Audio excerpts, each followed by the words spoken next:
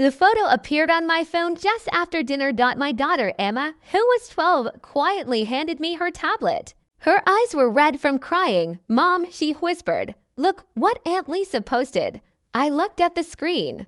It showed my sister standing proudly in front of her beautiful new lake house, surrounded by friends and family.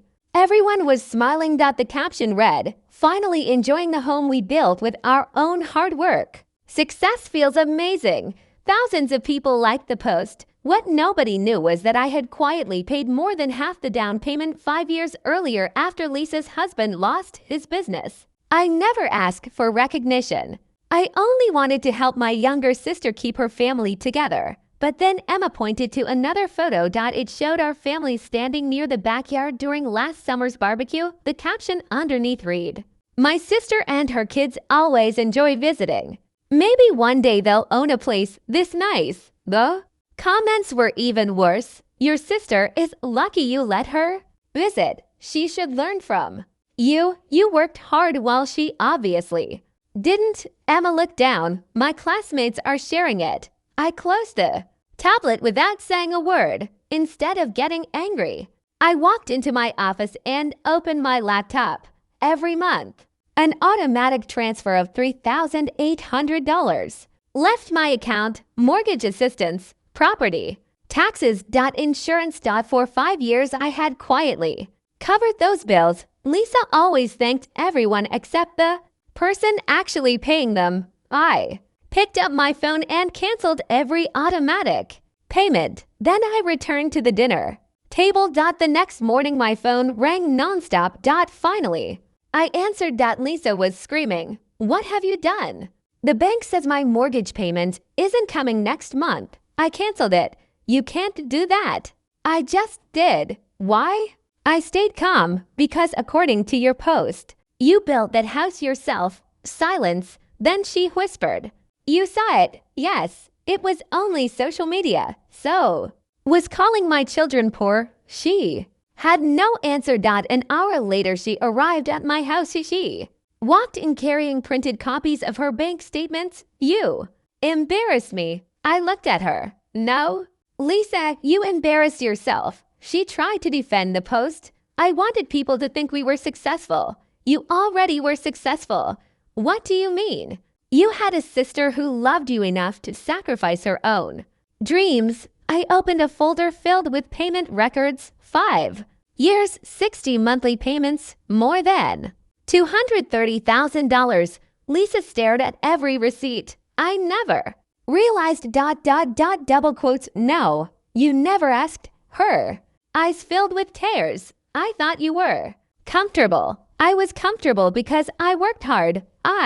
No, I replied softly. "You do. My bank account helped you every month. You forgot there was a person behind it." She looked around my modest home. The old furniture, the small kitchen, the family photos. "I thought you stayed here because you couldn't afford more." "I stayed because I refused to waste money while helping family." She slowly sat down. "I'm sorry." I looked at her for a long moment. "Are you sorry because you hurt me?" She lowered her head. "Or because the payments stopped?" She couldn't answer. That silence told me everything. Over the next several weeks, Lisa sold the expensive SUV she barely used.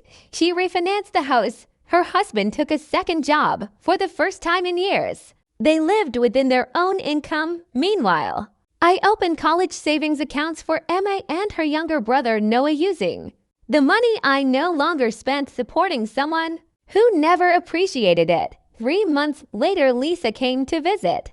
Again. This time she carried no designer handbag. No expensive jewelry, only a homemade pie. She stood quietly on my porch. I deleted every post. I know. I told everyone the truth. I know. I don't expect forgiveness. I smiled gently. "Good." She looked surprised, because forgiveness isn't something you ask for once. It's something you earn over time. She nodded. "I understand." Months passed. She kept showing up. Not asking for money. Not making excuses. Just helping. Sometimes she cleaned my garden.